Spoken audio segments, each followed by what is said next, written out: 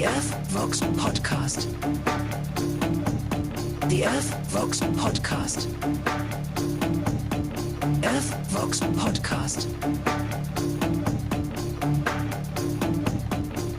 Well, I had McDonald's food for the first time in a very, very long time. And I am happy to report that it was terrible. Absolutely god awful. I don't know. Is that taking the Lord's name in vain? Probably. But it's so disappointing because it's so expensive. If they're going to keep raising the price over and over and over again. I mean, remember when there used to be a dollar menu? Boy, the days of the dollar menu are long gone. No more dollar. The things that used to be a dollar on the dollar menu are now $5. No kidding. It's unbelievable. Where do they honestly get off? I'm mad about it. I did score a Big Mac for free, and that's pretty much what they should be charging people to eat their food. I was so upset about it, I found a video. That's right. I found a video detailing the absolutely insane prices and their increases. Check this out. French fries used to be $1.79. Now they're $4.19. I need some help with this. Let me bring in. Potatoes are like, I mean, maybe I should ask Grok. I don't know. Do we want to start doing this so early in the show? But like, where do potatoes rank in terms of luxury price for vegetables? I mean, McDonald's is charging the price of an avocado for the price for an actual potato. So I'm asking Grok. We'll see how long it takes. Where do potatoes rank in terms of price among vegetables? And then don't forget, you got to put in simple answer or brief answer, or you'll get a short novel on the history of potato prices. But, you know, you can go get an entire bag of russet potatoes from the grocery store for like $5. And it's what do you think? It's a quarter of a potato to make a large French fry at McDonald's? $4.19. $4.19 for French fries at McDonald's. Bring back head of economic research and you'll do that. No, I mean, to me, this is the story. And from 2019 to 2024, a cheeseburger went up 215%. What I'm curious about it, was there a time where economists felt like maybe a burger, like eggs, are inelastic, like it can keep raising prices, but they were still cheap enough no one would blink? Well, at some point, I mean, people are going to start responding to higher prices, and that might be happening. But I think the bigger story, Charles, is that labor markets are slowing down, and that's probably going to affect their consumer base more so than prices at this point.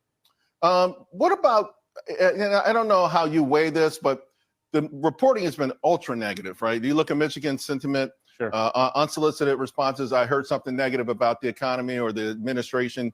It's never been anything like this. Can the negative stories in themselves have a self-fulfilling impact? At some level, I mean, one of the ways bad things happen is through an element of surprise, right? I mean, remember, going into the year, everyone thought things were going to be fine. And we had a very big downward revision to GDP growth expectations inside of 4 months. So potatoes rank in the bottom 5 to 10% in terms of price. But the prices of all food at McDonald's has gone up like 200%. Have your wages gone up 200% in the last 5 years? Has anyone's wages gone up 200% in the last 5 years. Well, the price of your food at McDonald's certainly has. And what could possibly be the justification for this? You know, McDonald's makes $8 billion a year. That's profit. That's not revenue. That's what they earn. But they're raising the prices. They had record profit in 2023. $8.5 billion. While they're charging you $7 for a double cheeseburger. That used to be $1. And it's not like this is the worst part. Because we were splurging. That's why we got McDonald's in the first place, because we don't eat McDonald's. Because it's just, you know, I knew what I was getting into. I knew it was expensive. I knew it wasn't very good. But I thought, it's a nice treat because we're having a birthday party. So we'll DoorDash some McDonald's and completely regret it. I feel assaulted over how much I had to pay for a handful of burgers and fries to feed my family, while the CEO makes $19 million a year. And we have to maintain those levels of earnings among upper management at McDonald's. So, of course, they're afraid. Their profits dipped a little bit last year. Because that's right, because they have to pay a workforce. And a workforce won't show up for pennies an hour. So they had to bump up the salaries for the people that do the actual work. Because what is a CEO doing really in this day and age, in this corporate climate? Aside from sitting around figuring out how they're going to screw the customers over more and screw the employees over even more than that. So what happens? We know what happens. I rail about it every show. The quality goes down, the price goes up. The CEO is a millionaire, and the employees are peasants. I just have to know. What is the average? What's the average McDonald's worker earn? Per hour? Let's go per hour, because that'll probably weed out the top earners that get salaries and stock options. $15 per hour. $15 per hour. I would love to dig into the math, how that works out compared to the CEO's salary. What percent? Easily discoverable. But when I cover things like that and then I go listen back, I think that wasn't particularly interesting. Thank you very much for tuning into the show. We are streaming the video live on YouTube and Rumble and X and Twitch. And if you're watching the video, the audio version is available on Apple Podcasts and Spotify and wherever finer audio podcasts are found. I just hate feeling like I'm getting ripped off. Like it's completely, I went to go, I ultimately ended up changing the oil myself in my wife's car, which I usually do. But last weekend, I just wasn't feeling it. I had been sick. I was getting over a cold, I was still getting over it. And I didn't feel like crawling around under the car on the ground. And I thought, well, it can't be, because usually I buy top tier motor oil, the best I can, because I figure, you're You should invest in the maintenance of your assets, right?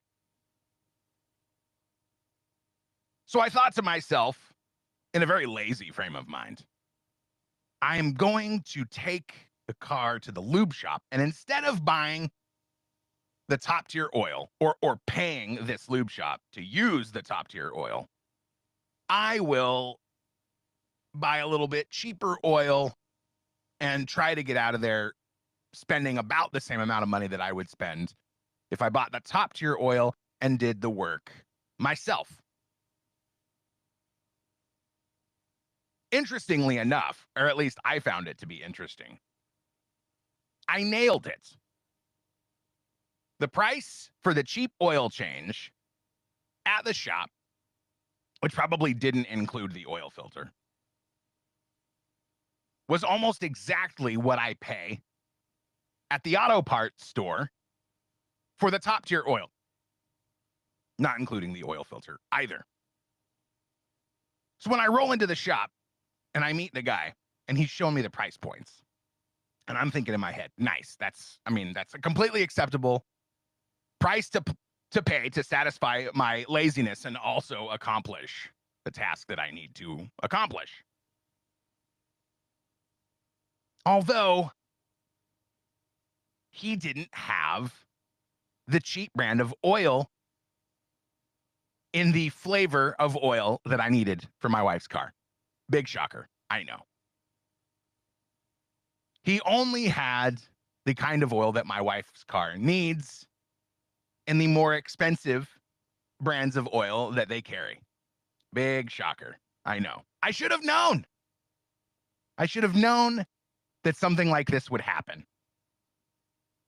So feeling very assaulted again, I toss the keys on the dash, get out, walk into the waiting room, and I'm just boiling.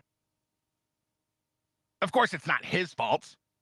I doubt very much that he sets the prices. I doubt very much that he's engaged in this scam of not carrying the oil that the people are going to want. So when he left the waiting room to help another customer, I got up, went back out to my car, and drove away. And I drove away to the auto parts store where I picked up the oil that I needed and changed the oil in my wife's car again, myself. And it was fine. It's one of those things. When I finish the task, I think, yes, mission accomplished. I knew I could do it. Big old pat on the back. Because I saved, it was going to be twice as expensive to have the shop do it than it would be for me to just do it myself. And I love to be, don't you love to be lazy? It feels so good. You think about all of those chores that you have to do that have been piling up. Got to rake the leaves, got to mow the grass, got to paint the fence.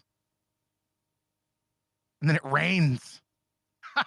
And it's the out you need. Can't do it. It's raining. Can't get wet. Looks like I'm just going to have to kick back and relax for the rest of the day. But then there's that little tickle in the back of your mind that goes, it's not going to go away. It's not going to do itself. Unless it happens that through some miracle, the neighbor kid comes by and says, hey, can I do these chores for you for pennies, for literal pennies? That's a treat in itself. But the bigger, cultural subject here is that we got to be productive. Letting your chores go for one day or one weekend feels good. It's nice to have a surprise break from your responsibilities for whatever reason. It could be weather. It could be that you just felt particularly motivated to not engage in the chores that you normally have to do. But then it starts to loom. It starts to itch in the back of your mind. I still have another car that I have to change the oil in. And no, I will not be visiting the local lube shop to pay twice as much for that. I almost want to. I almost want to take my truck down there. I mean, he'd probably recognize me. It's not a big town. Just to see if he'd pull the same thing, if it would be the same. Like, oh yeah, we got these lower prices down here, but those aren't available. Those aren't available to you because we don't carry that oil in that price point. Sorry. Prepare to be bent over. I wonder to myself if there's somebody I gotta ask. Like, has it always been like this? I remember my grandma. Lord rest her soul. She hated McDonald's. She told me it was terrible. I mean, that wasn't my perspective as an 8-year-old that wanted to go to McDonald's for every meal. But it certainly is now. Terrible. Garbage. But what about going to get an oil change? Like, what was the culture in the 50s that we all changed our own oil in our vehicles? Or no, you took it down to the gas station where the guy would run out with the rag, wiping the oil off of his hands. He's getting ready to pump your gas and asking you if you need anything. Air up your tires, put oil in the car. Like back when people cared about just having good businesses. Like, oh, that place is really good. Now it seems like the measure of a good company is, like how good you are at scamming your customers. How good you are at letting shareholders pillage your company. How good you are at tricking people into buying stock. I mean, we pretend like there's other metrics.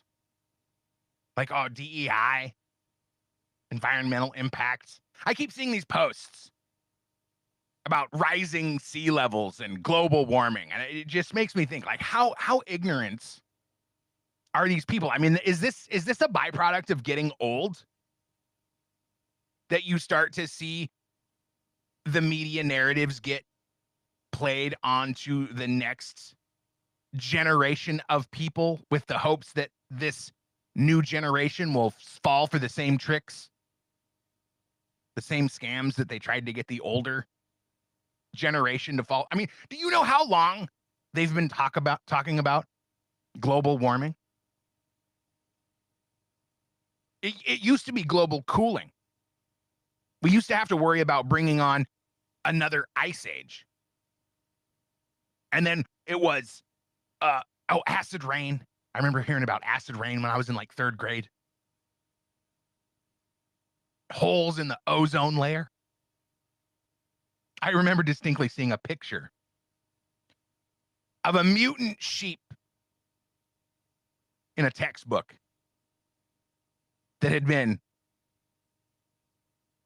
I guess, mutated because of all of the radiation coming in through the holes in the ozone layer in Australia, where it was completely unverifiable.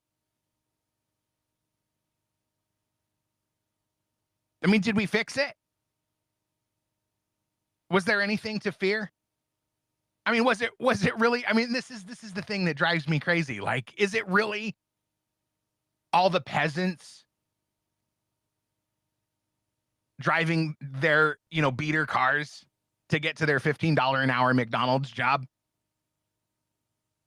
Or is it the massive factories pumping chemicals into the atmosphere?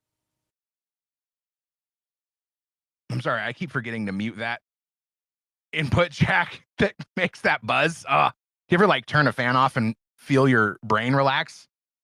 That's what just happened to me. It doesn't make it into the audio version, but if you're watching the stream, there may have been an audible buzzing going on in your ears. Not related to climate change. But why hasn't any of this happened? Do you ever see the pictures? I wonder if I could find one. You ever see the pictures of rising rising sea levels, where it shows, oh, this is what New York looked like in 1920, and here's what it looks like in 2025. Here's a good one. Come on. Stupid. I mean, there's always something, right? This post from @CraigKelly. He writes, today's scary sea level rise images come from Barrenjoey Head and Palm Beach, with a colorized image of an old black and white aerial photo from 1931 compared to a recent image from Google Earth. 1931 to 2025. No sea level rise. There's pictures of the Statue of Liberty as well. Wonder if we find anything else. Their explanations. Here's another one. Tiny little lighthouse sticking out over some rocks that have been there since 1920, 2025. I mean, if nothing else, it looks like the sea level is lower in the 2025 picture than it does in the 1920 picture. I know, tides and the moon and which is kind of the point, right? There's always some kind of explanation. Oh, this one's great. I'm sorry, if you're an audio listener, you're not really getting anything out of this. But we're looking at satellite imagery. What is it? Illuminati Bot @Illuminati Bot is a good follow on X. Writes, shocking satellite imagery reveals the devastating extent to which rising sea levels caused by human CO2 emissions have submerged Dubai's coastline since 1984. And, we don't need sound. A 14-second video time-lapsed over, from 1984 to we're going to 2020 now, 2022. No sea rise. So I guess all of the things that we've been doing have really accomplished the goal. I mean, hasn't it gotten better? We have whole administrations. The US taxpayers spend approximately $11 billion annually on the EPA, the Environmental Protection Agency. For fiscal year 2025, the requested budget is $10.994 billion. So it's working, right? The sea levels haven't risen. Can we put the brakes on? Or is it just all made up? Does each generation get their own version of climate change to fret about? By the way, while China and India and all the manufacturing countries, the countries where all of the multinational corporations send their manufacturing, well, they're doing all the polluting. So we're just going to pretend over here like we're having an impact on a made-up problem. But you know what isn't a made-up problem? I don't know if you heard this story. There's been a lot of talk about Epstein still because it's the story of choice for everybody that wants to distract from things that are actually happening. MJ Truth Ultra writes on X, a Chinese spy was caught forging the governor of New York, Kathy Hochul's signature. Jurors in federal court were shown copies of letters purportedly sent by Hochul on March 26, 2018, inviting a 6-member delegation from the province in central China to a meeting with then Governor Andrew Cuomo. But the letters were discovered to be forged versions of Hochul's signature.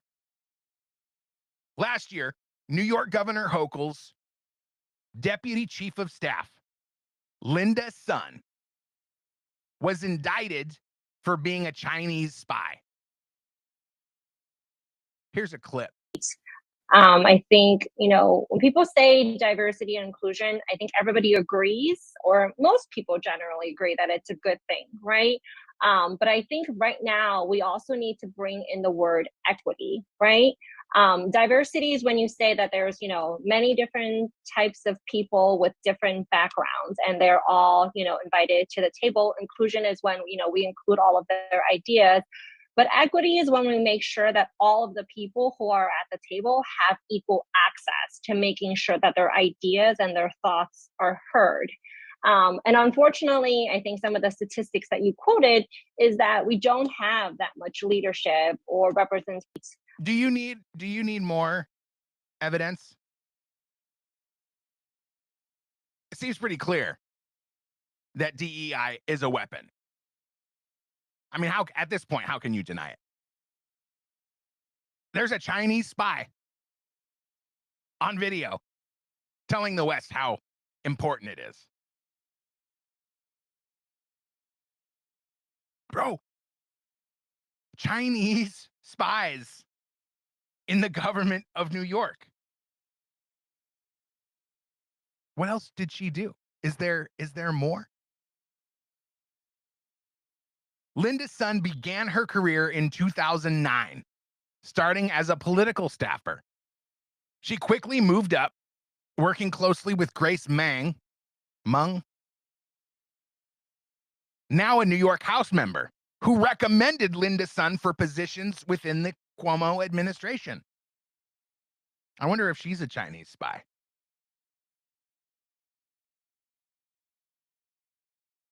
I mean, an investigation needs to be done immediately. Under Governor Andrew Cuomo, Sun became the Deputy Chief Diversity Officer, focusing on Asian American affairs and DEI. Her position allowed her to influence policy and governmental interactions at various levels.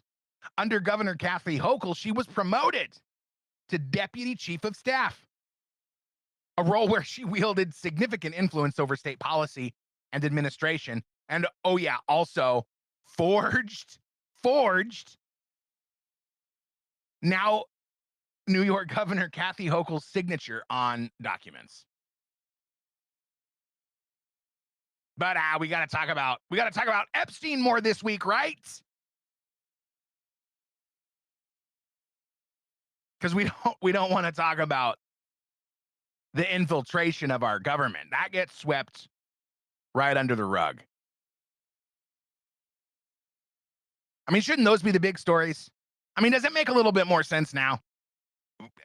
I want the Epstein files just as much as everyone else. As much as anyone else. I mean, the reason that we don't have them is because of things like this, right? The politicians don't want us to understand the level of infiltration the globalist elite, corporate interests, and foreign spies have achieved in our governments, federal and local. Much easier to infiltrate a local government. But there's plenty of so-called Americans who are more than happy to sell out the country. We see them on TV almost every day. You've probably heard about Stacy Plaskett by now. Last week, the news about Stacy Plaskett had just come out. Stacy Plaskett is they call her a non-voting member of Congress who represents the Virgin Islands. You know, the Virgin Islands, that's where Little St. James Island was located, aka Pedo Island. Now, when the impeachment hearings were going on for Donald Trump back in 2019. We learned recently that Jeffrey Epstein was actively texting his representative for the Virgin Islands, Stacy Plaskett, while these hearings were going on. In fact, right before Stacy Plaskett was set to question the witness. Do we watch the video? I guess we can. Me, and I'll take it under advisement now, and it's not a problem in terms of attorney-client privilege. Yes, I will turn it over. You, as my friend, Mr. Meadows. So this is a really cool. I mean, the way this video is set up is really cool. I'm gonna mute it because the sounds are kind of distracting, especially if you're just on the audio version. You can see these text messages have come through from Epstein. Cohen brought up Rana, keeper of the secrets. Stacy Plaskett responds, Rana, quick, I'm up next. Is that an acronym? To which Epstein responds, 2011. while the hearing is going on. Yes. That's his assistant. 2011 is a year that sticks in my head. For it's the year my daughter was born, and it was the year I was diagnosed with cancer. I was not then pushing for Donald Trump to be president. I was fighting cancer. 3 minutes later, Plaskett asks Cohen about Rona.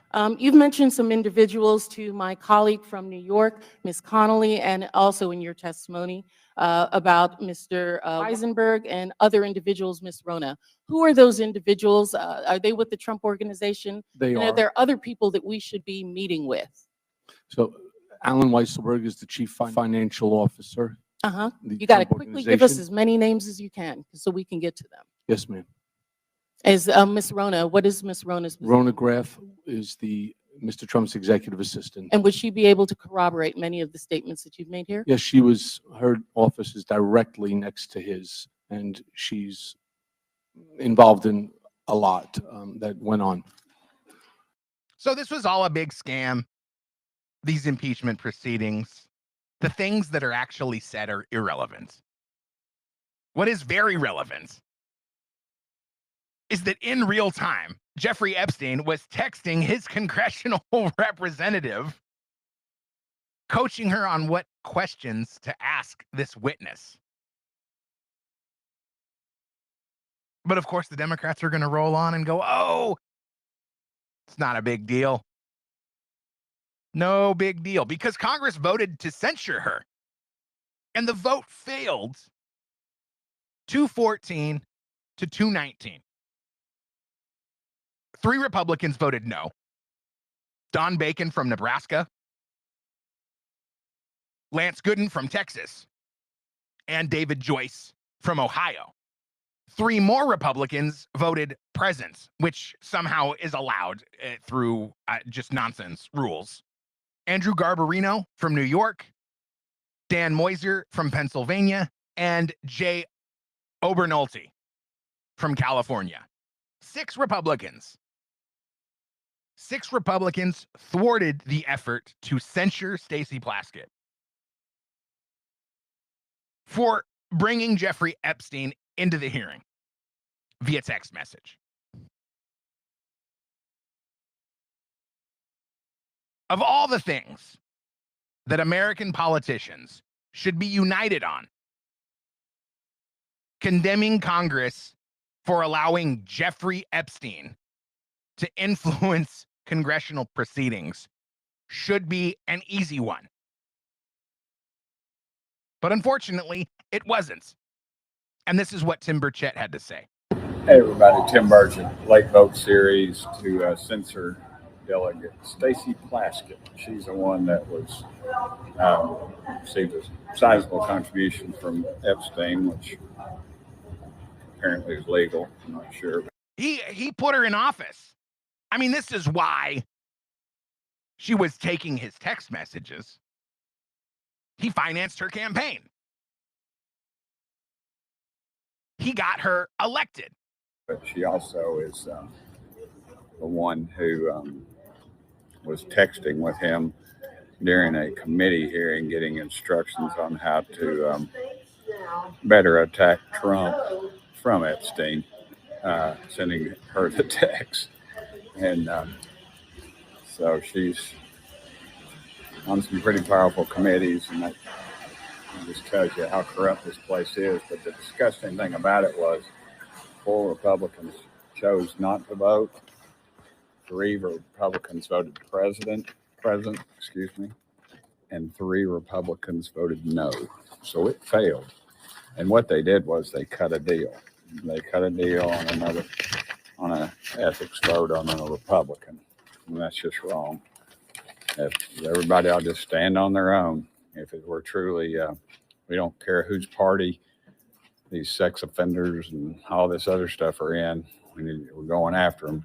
Then we start cutting deals. To me, it's really disgusting.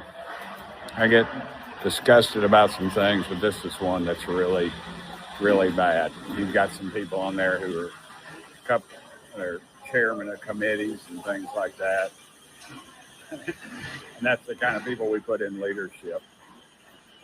It's bogus and it stinks.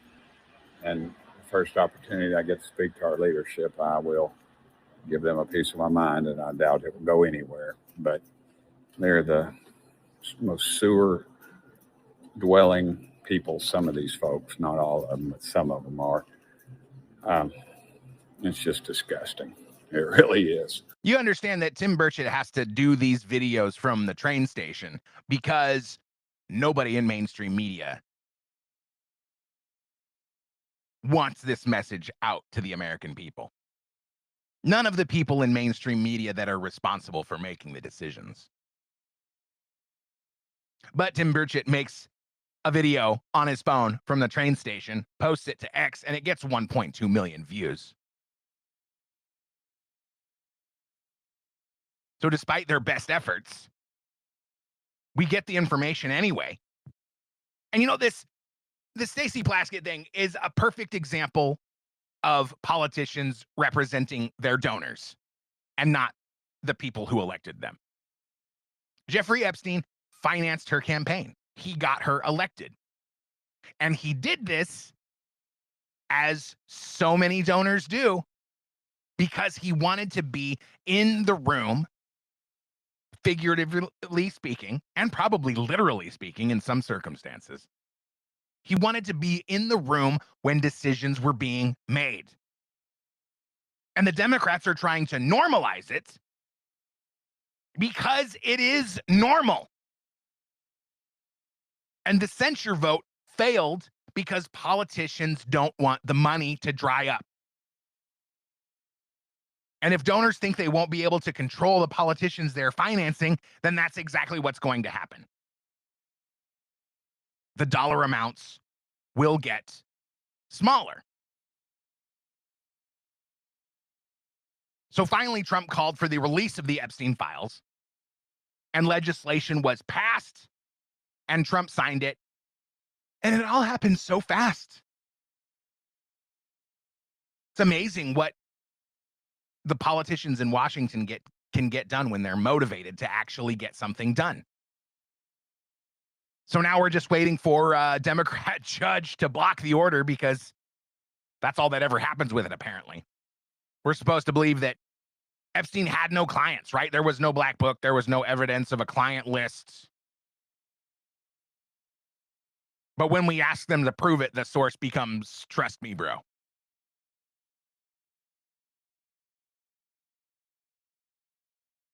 It was revealed recently that Hakeem Jeffries was deeply involved with Jeffrey Epstein. Nick Sorter writes on X, House Oversight Chair James Comer just exposed Hakeem Jeffries on the House floor for soliciting a meeting and donations from Jeffrey Epstein, even after Epstein was a convicted sex predator. Let's watch the video. Colleagues' coordination with Epstein. Another email shows Democrat fundraisers invited Epstein to an event or to meet privately with Hakeem Jeffries as part of their 2013 effort to win a majority. So Hakeem Jeffries' campaign solicited money from Jeffrey Epstein. That's what we found in the last document batch. The files underscore why former President Trump must appear for his deposition. We've subpoenaed him. To date, the Democrats have done nothing to help us secure his appearance. I support full transparency. The Oversight Committee will continue to work to get the truth to the American people and to get justice for the victims. That's our goal of this investigation. With that, I yield back. I hate to say, who's James Comer working for? Who are his big donors? Why is he so motivated to make this happen? Is he one of the only ones? Is he one of the only ones that's not selling us down the river to China and Brazil and any highest bidder that will put a few more dollars in their pocket? Anyway, the email that he's referencing here reads, let's see, it's from subject Rising Star, from Lisa Rossi to Jeffrey, and then, redacted. Here, highlighted, to Epstein Jeffrey with the Gmail account. That's definitely indisputable. But it reads, Dear Jeffrey, we are thrilled to announce that we are working with Congressman Hakeem Jeffries, one of the rising stars in the New York congressional delegation. Sometimes referred to as Brooklyn's Barack, he is a staunch supporter of President Obama and a progressive voice for the people of New York City. NY1 did a profile piece about his work on the vitally important budget and judiciary committees in Washington. You can watch the video here or read the text below. Hakeem is committed to electing a Democratic majority in 2014 and is encouraging his friends to participate in the DCCC/DSCC fundraising dinner with President Obama this coming Monday night. Shoot us an email or give us a call if you would like to get involved with the dinner or would like to get an opportunity to get to know Hakeem better. He is an impressive guy and who will be a progressive voice in New York politics for years to come. So he's associated with Hakeem Jeffries. He's associated with Stacy Plaskett. Oh, but don't worry, Jasmine Crockett to the rescue. If you've heard this already, I'm deeply sorry. I hate listening to these people spout their lies with such conviction. But it's only 30 seconds. So hold your breath and close your eyes. Folks who also took money from somebody named Jeffrey Epstein, as I had my team dig in very quickly: Mitt Romney, the NRCC, Lee Zeldin, George Bush, Win Red, McCain Palin, Rick Lazio. I just want to be clear. If this is the standard that we're going to make, just know we're going to expose it all. And just know that the FEC filings, they are available for everybody to review. This is absolutely ridiculous. Yes, this Jeffrey Epstein that she's referring to. Yeah, that would be Dr. Jeffrey Epstein, who has since come out in public and said, "Hey, I'm Dr. I regret to inform you that I am Dr. Jeffrey Epstein, not the pedophile, sex trafficker, intelligence asset blackmailing politicians, but just a regular guy with a few bucks to spend and an interest in political causes," which she knew, of course. That's why she phrased it the way she phrased it. That's why she so confidently got up at this congressional hearing and dropped these accusations, because she knew she wasn't wrong, but she also knew that she wasn't right. She knew that she was lying. She knew that she was being deceptive. And believe it or not, CNN actually called her out on this. And here's what she had to say with Caitlin Collins. You talked about Republicans taking money from a Jeffrey Epstein. Here's what you said.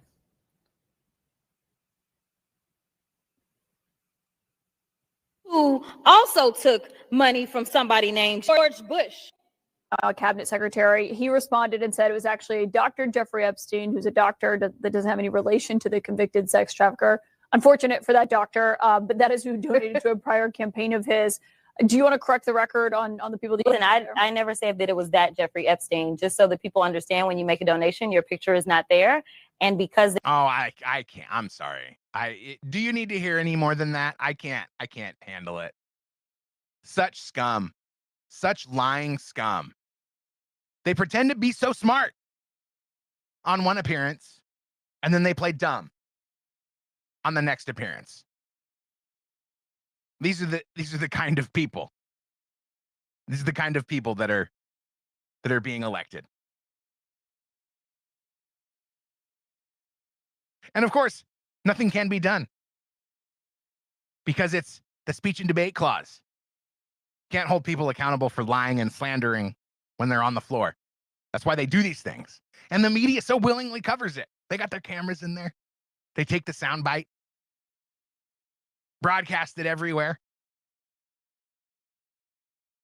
But only conservative media outlets are exposing the lies for what they are. And do I want to talk about Boasberg? I mean, I do. He's basically America's version of that Brazilian justice who's basically functioning as the president of Brazil. I'm chilling. I feel relaxed. I'm on vacation.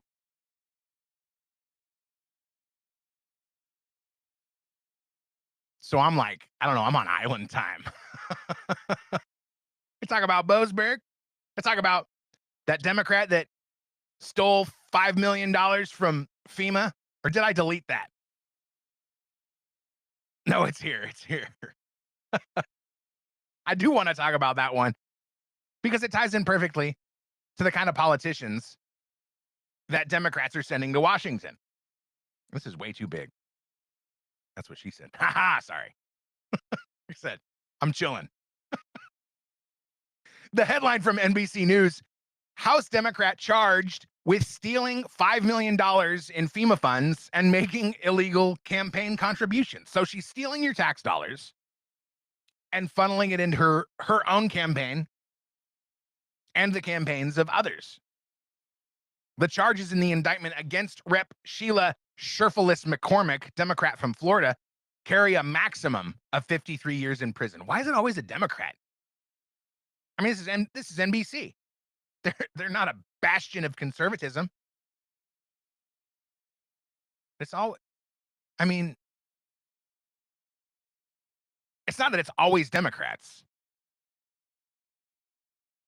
It's that the people in charge, the globalist elite, are financing these criminals on the Democrat ticket.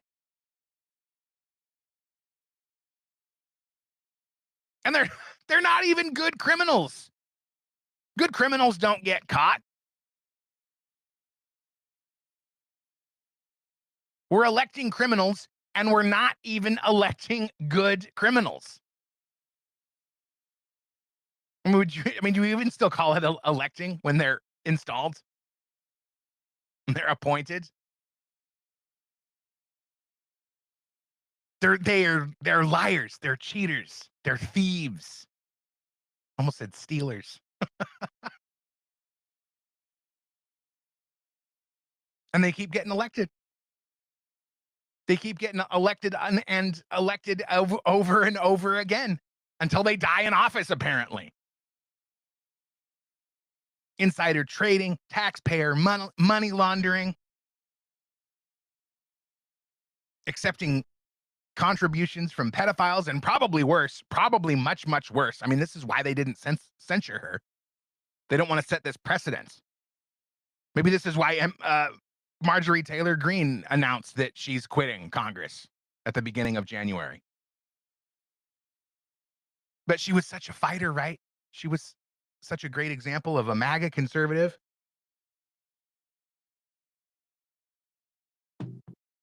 She sure was great at pretending that she was a MAGA conservative. to just quit, walk away, not even finish out her term, which means somebody in Georgia is going to appoint the next congressman from Georgia to replace Marjorie Taylor Greene. How do we feel about the leadership in Georgia? Not great from this chair. Leadership in Georgia stole the election from Donald Trump allegedly in 2020, then covered it up, then participated in his impeachment proceedings, enabled Fani Willis to go after him for whatever trumped up charges she could come up with, pun partially intended. All enabled by judges.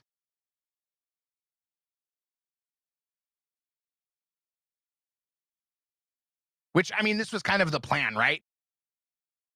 The Supreme Court ruled against Boasberg at Trump Army Rights on X, breaking in a in a stunning 5-4 ruling. I'm not sharing it, but that was just really loud in my ear, and I kind of saved you from that, so you're welcome. Trump Army Rights on X in a stunning 5-4 ruling. The Supreme Court has just handed President Trump sweeping wartime powers under the 1798 Alien Enemies Act, allowing mass deportations of Tren de Aragua gang members classified as an invasion force. And this was never a question. It was only blocked because of this activist Judge Boasberg. I'm not even going to play the video. And I found this article from directorblue.substack.com.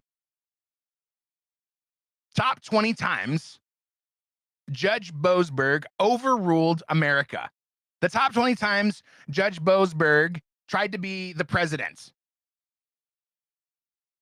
The first item here was what we just covered. The blocking of the use of the Alien Enemies Act. He issued a temporary restraining order, intervened directly in executive national security and immigration decisions. Because apparently, a 227-year-old law is suddenly unconstitutional the moment it's used by an administration this judge doesn't fancy. Number 2, ordering deportation planes to return. Remember that? No, turn the planes around, bring those criminals back. Verbally commanded airplanes to turn around mid-flight during deportation operations.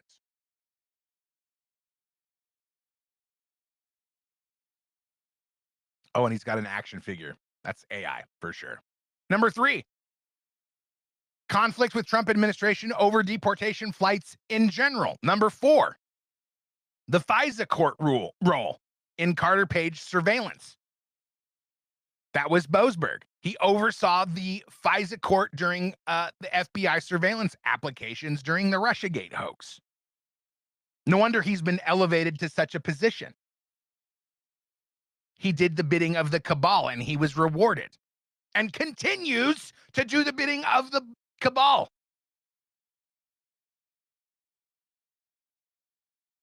He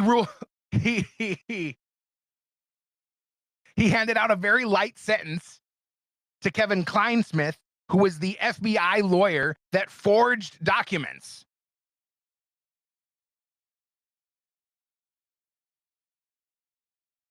Number 6, hiding Archie declarations from 2018. What is this?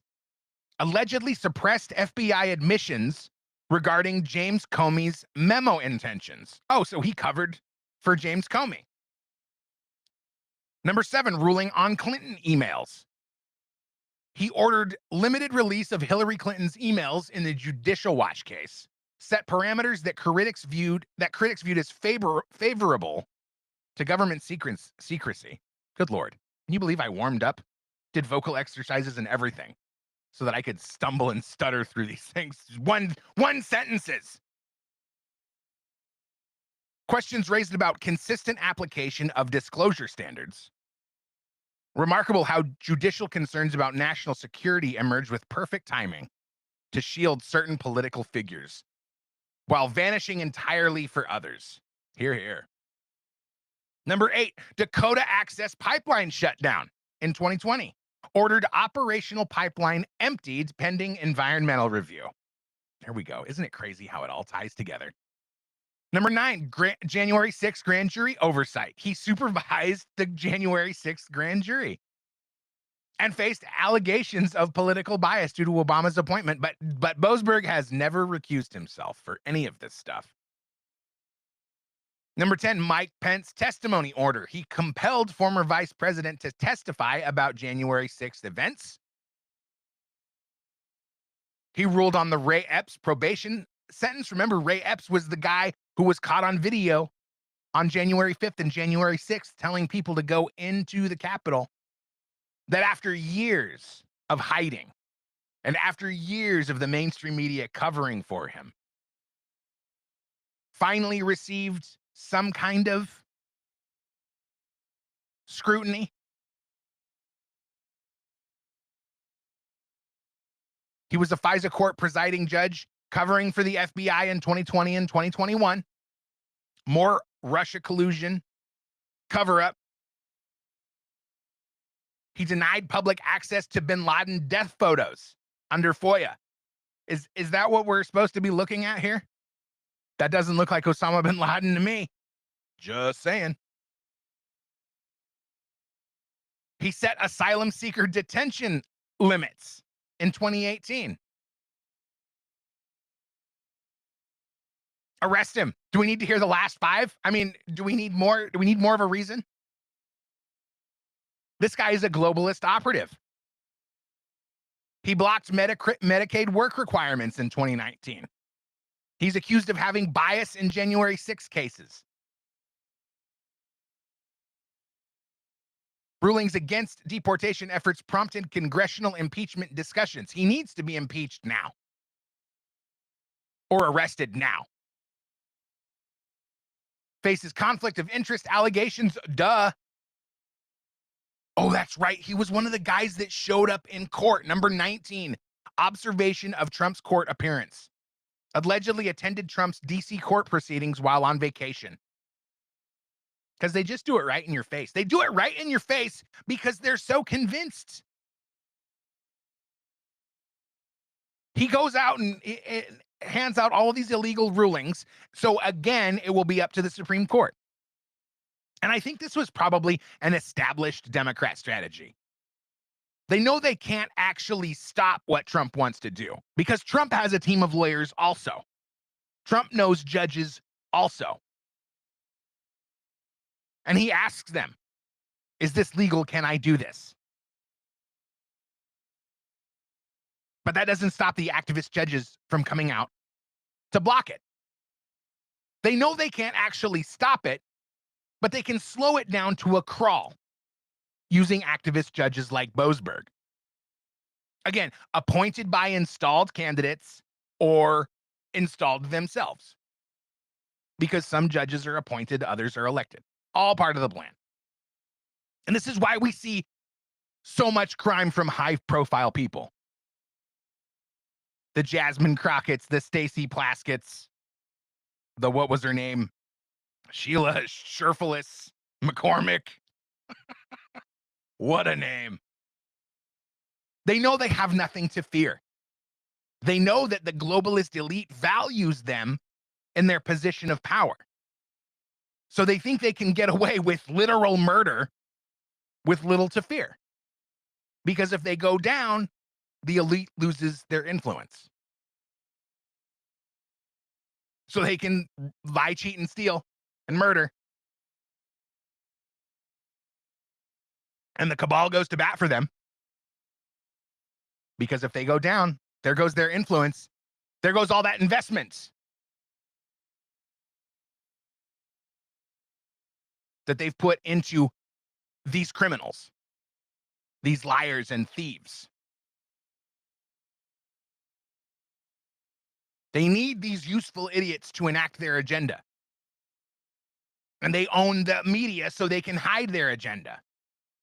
This is why they freak out about Doge. Because Doge exposes things like this Somalian autism scheme. Did you hear about this? This was another thing that kind of flew under the radar. Right Angle News Network writes on X, breaking, it has been revealed that Somalians in Minnesota have been using fraudulent autism Medicare claims to fund the Somali terror group Al-Shabaab, with claims rising from $3 million in 2018 to $399 million in 2023, effectively making Minnesota taxpayers the group's largest funders, which is corroborated by this New York Post article. Headline: Somali terror group Al-Shabaab. Oh my God, I am gonna lose it on these ads. Somali terror group Al-Shabaab taking a cut of millions in stolen Minnesota taxpayer money from welfare fraud scheme. Millions of dollars in taxpayer money stolen as part of a series of massive Minnesota welfare fraud schemes may have been funneled to Somalia-based terror group Al-Shabaab, according to a report. Oh, this was just an accident, I'm sure. Not at all facilitated by local leadership in Minnesota. Did you see the video of the congressman informing the military that they can refuse illegal orders? This was wild. This should be, I mean, it was a pretty big story. It was a pretty big story in the country, except for the fact that the Democrats are all trying to justify and cover up and say, oh, I didn't tell him. I didn't tell him anything. I didn't tell him anything was bad. I didn't say anything illegal. Here's the video. I'm Senator Alyssa Slotkin. Senator Mark Kelly. Representative Chris DeLuzio. Congresswoman Maggie Goodlander. Representative Chrissy Houlihan. Congressman Jason Crow. I was a captain in the All Democrats. United States Navy. Former CIA officer. Former Navy. Former paratrooper and Army Ranger. Former intelligence officer. Former Air Force. We want to speak directly to members of the military. They disrespect the service by going through and telling you about their previous service. And the intelligence community Who take risks each day to keep Americans safe. we know you are under enormous stress and pressure right now. Americans trust their military. But that trust is at risk. This administration is pitting our uniformed military And intelligence community professionals Against American citizens. like us. You all swore an oath. to protect and defend this Constitution. Right now, the threats to our Constitution aren't just coming from abroad, but from right here at home. Our laws are clear. You can refuse illegal orders. you can refuse illegal orders. You must refuse illegal orders. No one has to carry out orders that violate the law. Or our Constitution. We know this is hard and that it's a difficult time to be a public servant. But whether you're serving in the CIA, The Army, Our Navy, The Air Force. your vigilance is critical. and know that we have your back. Because now, more than ever, The American people need you. We need you to stand up for our laws. our Constitution, and who we are as Americans. Don't give up. don't give up. Don't give up. Don't give up the ship. So what's it sound like? What's it sound like they're saying there? Sound like they're telling these troops anything they don't know? How are they supposed to know if it's if an order is illegal or not? Are we only enlisting legal scholars now? Is this just an innocent pep talk to the troops? I mean, what's the point of this video? If not to sow chaos among the military. What's the point? What's the point of it? Somebody tell me. What is the point of these Democrat congressmen making this video, if not to encourage the military members to not follow orders?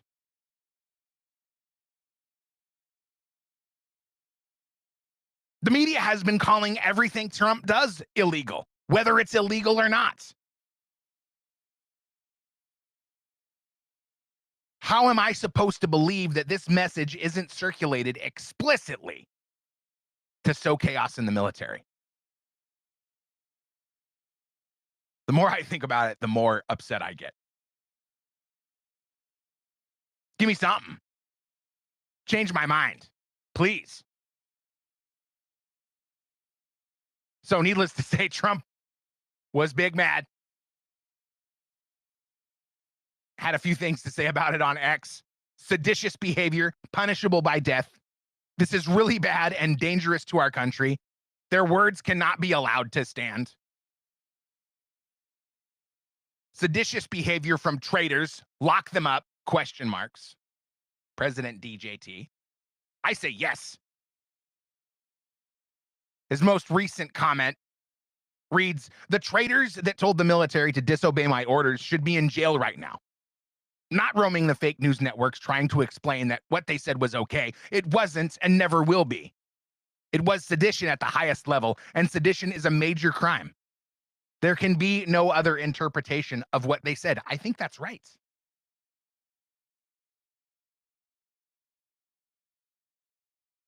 Why else would you do that? They knew exactly what they were doing.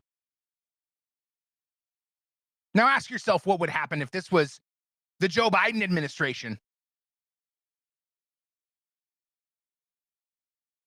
and Republicans made this statement to the military. Well, all the congressmen would have their doors kicked in by the FBI. They would be arrested and thrown in jail to rot.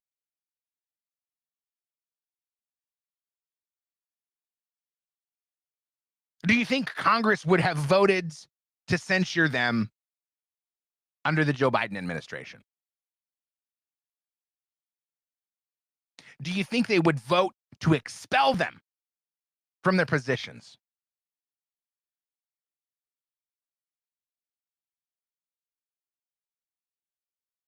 Do you think they would be tried for treason and sedition? Do you think they would be summarily executed by a Democrat administration? How far do you think the Democrats would go if Republicans said something like that while Democrats held the power in Washington? So why aren't the Republicans doing it?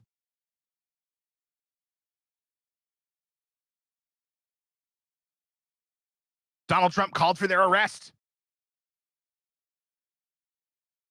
Do you hope it happens?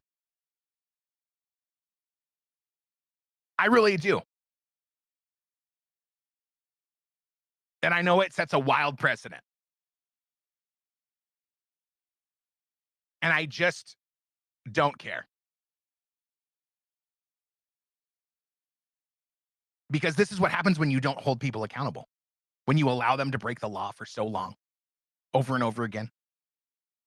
Stealing taxpayer dollars, falsifying evidence.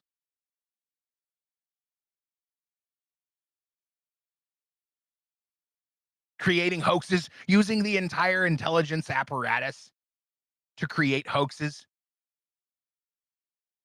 To use those hoaxes to go after your political opponents.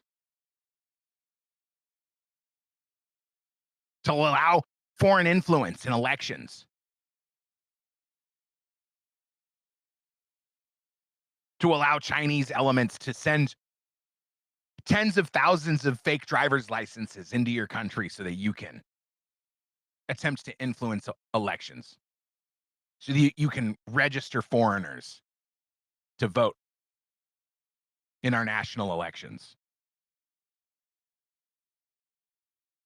If we don't hold them accountable, then it won't get any better. How can we allow these people to go in front of a camera and encourage the military to disobey their orders if they think they're not legal? You don't have to obey illegal orders. Okay, what's an illegal order? Is my commanding officer going to say, this is an illegal order, but you have to obey it anyway? No, they're going to have to decide themselves. Is this an illegal order? I think this is an illegal order. I'm going to get in big trouble. Oh, but the Democrat congressman made that video saying that they have my back if I refuse an illegal order.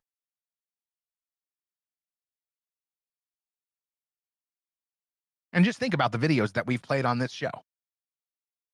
Former military members masquerading as actual military members who may have never even been military members to begin with.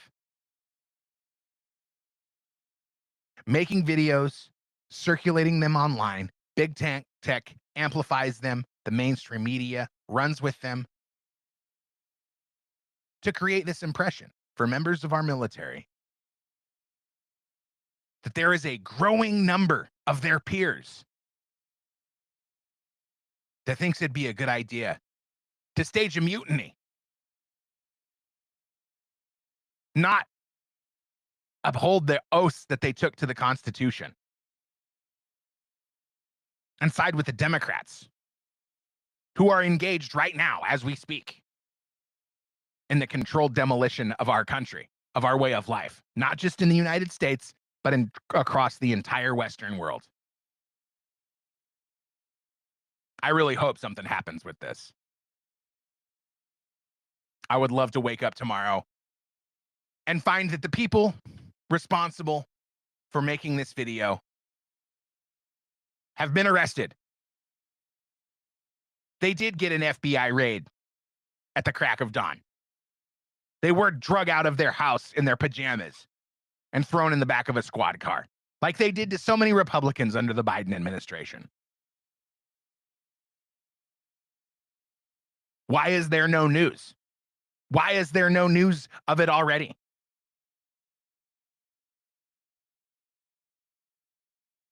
Why is action not being taken? They've all since gone out and released their own videos saying, I didn't say anything illegal. I wasn't trying to No, that's exactly what you were trying to do. We caught you.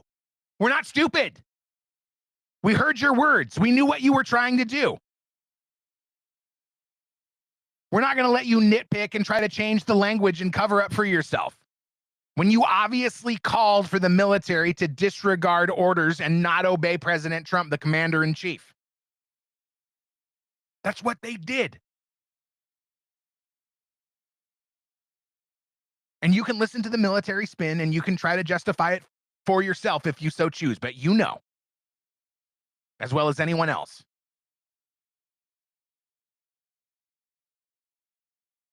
that these people are doing exactly what they're being accused of doing today. So I anxiously await further developments in this story because I can't believe the nerve.